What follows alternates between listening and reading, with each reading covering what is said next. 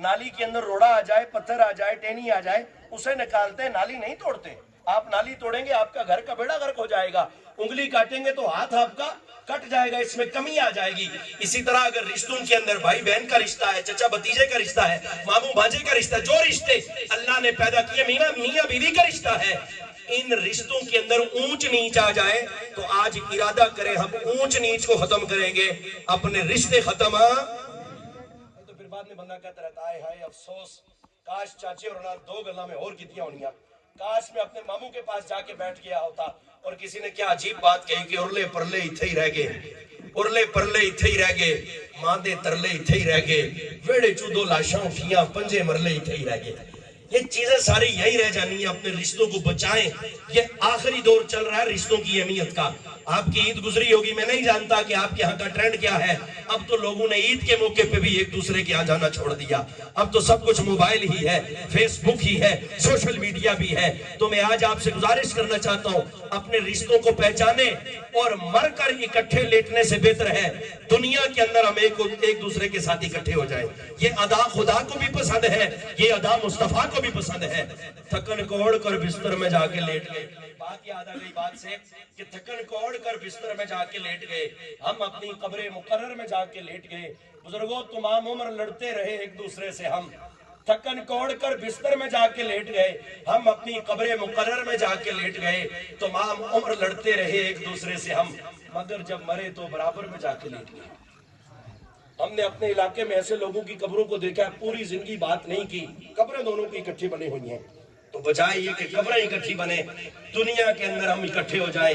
اور یہ جو قطع تعلقی ہے، جو رشتوں کو کاٹنا ہے، رمضان کا مہینہ گزرا ہے، اللہ فرماتا ہے میں سب کو بخش دیتا ہوں، سب کے لیے جنت کا پروانہ مل جاتا ہے، لیکن جو قطع تعلقی کرنے والا ہے اسے جنت کا پروانہ رمضان میں بھی نہیں ملتا۔ یہ تو سرکار نے بھی فرمایا۔ تو رشتوں کو بچائیں گے نا جی انشاءاللہ۔ رشتوں میں عظیم رشتے ماں باپ کا رشتہ ہے۔ میں نوجوانوں سے کہتا ہوں، میری بہنیں سن رہی ہیں تو ان سے کہتا ہوں کہ اپنے والدین کے اوپر اپنا فیصلہ مسلط مت کریں، خطرناک دور آ چکا ہے۔ والدین کے فیصلوں پہ آمین کہنے والی اولاد کبھی ناکام نہیں ہوتی۔ مولانا عبد الرؤف سکھروی نے لکھا کہ ایک نوجوان تھا، پورا دن محنت کرتا، شام کو گھر آتا تو اس کا باپ کھانستا، بوڑھا باپ بیچارہ، بوڑھا باپ اس کا کھانستا۔ اسے بڑا غصہ آتا کہ میں دن کو کام کرتا ہوں، جاب کرتا ہوں، نوکری کرتا ہوں، مزدوری کرتا ہوں، رات کو گھر آتا ہوں، آرام کا وقت نہیں ملتا، ابا جی کھانستے رہتے ہیں۔ ایک دن اس سے غصہ چڑھا، اس نے باپ کو اٹھایا، دریا پہ لے کے گیا اور دریا میں پھینکنا چاہا تو اس کا باپ کہتا ہے بیٹا مجھے یہاں نہیں پھینکو، مجھے وہاں پھینکو، مجھے یہاں نہیں پھینکو، مجھے وہاں پھینکو۔ تو بیٹے نے باپ سے پوچھا وہاں پھینکنے پہ اصرار کیوں کر رہے ہیں؟ تو باپ نے کہا بیٹا اس لیے کر رہا ہوں کہ میں نے اپنے باپ کو وہیں پہ پھینکا تھا۔ آج اگر آپ اپنے والدین کی قدر نہیں کریں گے تو تاریخ بھی اس بات کی گواہ ہے اور اسلامی تعلیمات بھی گواہ ہیں، جو دنیا کے اندر والدین کو ستاتا ہے اس وقت تک اسے موت نہیں آتی جب تک وہ خود اس بیماری کے اندر اور اس ستائے جانے والے عمل میں شریک نہ ہو جائے۔ نوجوان بات سمجھ گیا، باپ سے معافی مانگی، گھر آ کے اس کی خدمت خاطر کی اور اپنی جان خلاصی کروائی۔ تو والدین کے رشتے بڑے عجیب ہیں۔ انور مسعود نے تو ایک بڑی عجیب بات کہی والدہ کے حوالے سے۔ میں اپنی گفتگو کو وائنڈ اپ کر رہا ہوں، اللہ کریم آپ لوگوں کا اس محبت کے ساتھ بیٹھ کر سننا اپنی بارگاہ میں قبول فرمائے۔ ماں کی محبت بڑی عجیب چیز ہے اور باپ کا پیار بڑی عجیب چیز ہے۔ کسی نے کہا تھا ان کے ہونے سے وقت ہوتے ہیں، والدین گھر کا درخت ہوتے ہیں۔ جب بھی کشتی میری سیلاب میں آ جاتی ہے، ماں دعا کرتی ہوئی خواب میں آ جاتی ہے۔ اور اکثر آپ نے سنا کہ ماں کی شان ہے، سرکار نے فرمایا کہ ماں کے قدموں کے نیچے جنت ہے، لیکن سرکار نے یہ بھی فرمایا باپ کی رضا میں رب کی رضا ہے۔ باپ بھی تو آپ کے لیے کماتا ہے نا۔ یہ گھر کس نے بنایا؟ یہ کاریں کہاں سے آئی ہیں؟ یہ بائک کہاں سے آیا ہے؟ یہ لباس کہاں سے آیا ہے؟ یہ کھانے پینے کا سامان کہاں سے آ رہا ہے؟ یہ سارا کچھ منعم غیر حقیقی آپ کا والد کر کے لا رہا ہے۔ والد کا شکریہ ادا کرنا چاہیے، والد کے ساتھ محبت کرنی چاہیے، اور سب سے بڑی دلیل محبت کی یہ ہے کہ والدین جو بات کہیں اس بات پہ عمل کر کے ان کے دل کو جیت لینا چاہیے۔ یقین مانے جس نے والدین کے دل کو نہ ستایا ہو، والدین کی بات پہ آمین کہی ہو، اللہ اسے دنیا میں بھی چمکا دیتا ہے، آخرت میں بھی چمکا دیتا ہے۔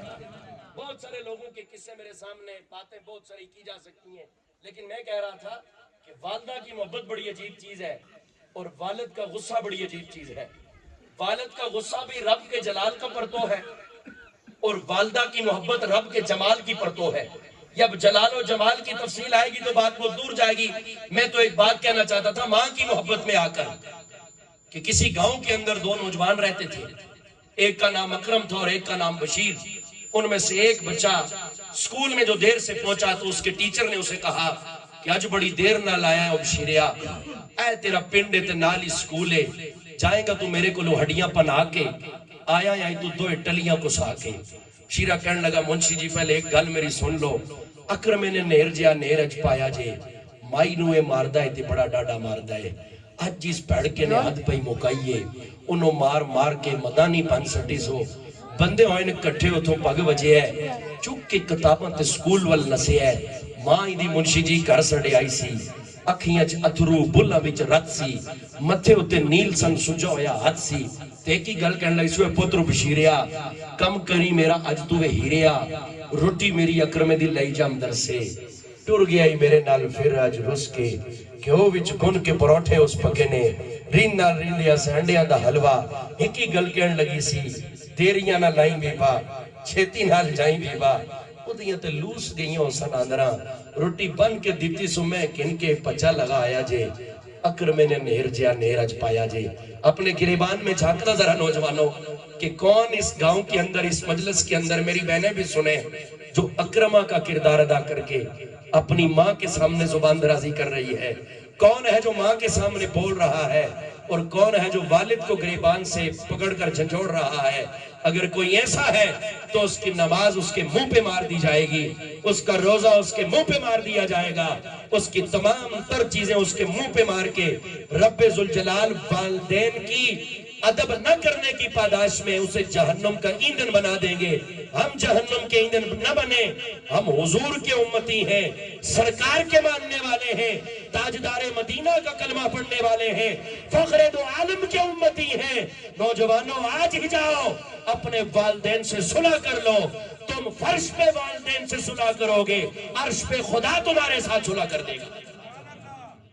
والدین کو راضی رکھیں گے انشاءاللہ. دو باتیں میں نے آپ کے سامنے کی ہیں, صرف دو. پہلی بات درود و سلام والی اور دوسری بات رشتوں کو بچانے والی, اور اس میں پھر والدین کا جو رشتہ خصوصیت کے ساتھ میں نے اس لیے ذکر کیا کہ آج اس چیز کی کمی ہے. آپ ناراض نہ ہوئیے گا, میں نے اپنے علاقے میں دیکھا کہ آج تو اس چیز کی اتنی کمی ہے کہ بعض گھروں کے اندر بچے ماں کے ساتھ مل کے والد کے خلاف پارٹی بنے ہوئے ہیں, بعض گھروں کے اندر بچے والد کے ساتھ مل کے والدہ کے خلاف پارٹی بنے ہوئے. گھر کے اندر ہی فتنہ اور فساد ہے. یہ گھر کے دونوں پہیے, اولاد کو جیسی ماں ہے تو ویسا ہی باپ ہے, جیسا باپ ہے تو ویسی ہی ماں ہے. دونوں کا برابر احترام کرنا چاہیے. کیوں؟ اس لیے کہ باپ بازار میں ماں چولہے پہ جلتی ہے, تب جا کے دوستو یہ اولاد پلتی ہے. ویسے ہی بڑے نہیں ہو جاتے, بڑی قربانیاں دی ہوتی ہیں والدین نے. تو آج نہ معلوم موت کے اس موقع پہ میں نے یہ بات کی, زندگی بڑی عجیب چیز ہے لوگوں. جب بچہ دنیا کے اندر آتا ہے تو اس وقت تک کوئی مبارکباد نہیں دیتا جب تک بچہ رو نہ پڑے. بچہ روتا ہے تو نرس دوڑتی ہوئی آتی ہے, مبارک ہو بیٹا ہوا ہے بیٹی ہوئی ہے. یہ بچہ پیدا ہوتے ہوئے خود روتا ہے اور جب دنیا سے جاتا ہے تو لوگ روتے ہیں. یہ رونے سے رلانے تک کا سفر زندگی ہے. اس زندگی کے اندر عجز و انکساری پیدا کریں گے تو اللہ اگلا جہاں اچھا کرے گا. وہ کسی نے کہا تھا نا کہ ایک روز سوئے کورے غریباں میرا ہوا گزر, ایک روز قبرستان کے پاس سے میرا ہوا گزر, پاؤں سے ٹکرا گیا میرے کسی مردے کا سر, لگتے ہی ٹھوکر دی کھوپڑی نے یہ صدا, کتنا مغرور ہے تو دیکھ کے چل راستہ. میں ہوا حیران کھوپڑی سے یوں کہا, کون ہے تو کیا نام تیرا کچھ پتا اپنا بتا. سن کے پھر میری صدا کھوپڑی نے یوں کہا, میں تھا ایک بادشاہ, میرے قدموں میں تھی دنیا, میرے سر پر تاج تھا, بہت بڑا لشکر میرا, بہت زیادہ مال و زر, کاٹے جاتے تھے میرے اشارے پہ لاکھوں کے سر. میں خدائے وقت تھا, جاری میرا فرمان تھا, موت کو میں بولا تھا اس کا نہ مجھے دھیان تھا. لیکن موت جب آئی تو ملا مٹی میں وہ سارا غرور, چھوڑ کے آنا پڑا مال و زر کو دنیا سے دور. ہاں اسی سر میں بھرا تھا شہنشاہی کا غرور, آج یہ سر ہو گیا ہے ٹھوکروں سے چکنا چور. اور ایک اور بات آپ کو کہنا چاہتا ہوں کہ اس جہاں سے اگلا جہاں تو بہت اچھی چیز ہے, وہاں کسی کی غیبت نہیں ہے, کوئی چغلی نہیں ہے, کوئی لڑائی نہیں ہے، کوئی جھگڑا نہیں ہے، کوئی فتنہ نہیں ہے، کوئی فساد نہیں ہے، وہاں تو ایسی کوئی چیز ہی نہیں۔ تو کسی کے گھر اگر غم آ جائے تو سرکار نے فرمایا میرے غموں کو دیکھنا، تم میرے غموں کو دیکھو گے تو تمہیں تمہارا غم ہلکا لگنا شروع ہو جائے گا۔ اور وہ جو کربلا میں گئے ان کی طرف دیکھنا جنہوں نے بچے بھی اٹھا کے اس دین کے لیے پیش کر دیے، تو اپنا غم مجھے اور آپ کو ہلکا لگنا شروع کر دے گا۔ چونکہ تعزیت کا پروگرام ہے، 3 دن تو شرعی طور پہ تعزیت ہے، پھر ہم کچھ علاقے کے رواج اہتمام سے بھی کچھ چیزیں کر رہے ہوتے ہیں۔ بہرکیف میں اتنا ضرور کہوں گا لوائقین کے لیے کہ ان اللہ مع الصابرین، اللہ صبر کرنے والوں کے ساتھ۔ اور اب آپ کہیں گے نماز پڑھنے والوں کو یہ ملتا ہے، درود پڑھنے والوں کو یہ ملتا ہے، صبر کرنے والوں کو کیا ملتا ہے؟ تو اللہ نے فرمایا ان اللہ مع الصابرین، صبر کرنے والوں کا ڈائریکٹ انعام یہ ہوتا ہے کہ انہیں اللہ مل جاتا ہے۔ کتنے بڑے اعزاز کی بات ہوتی ہے جسے اللہ مل جائے۔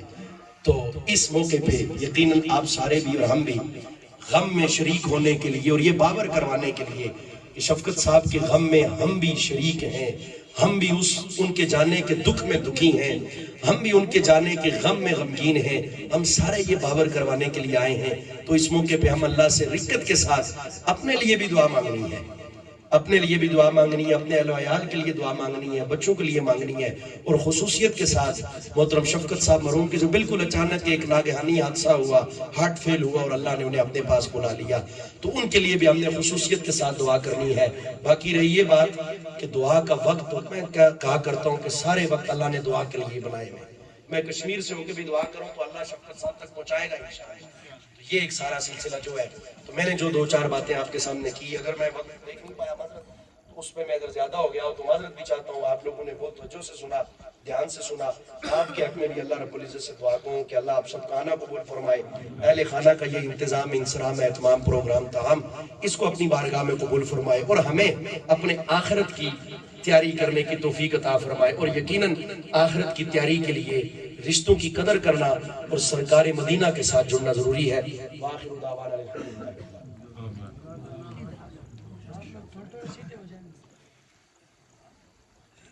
آپ میں سے زیادہ لوگ ادھر آ جائیں۔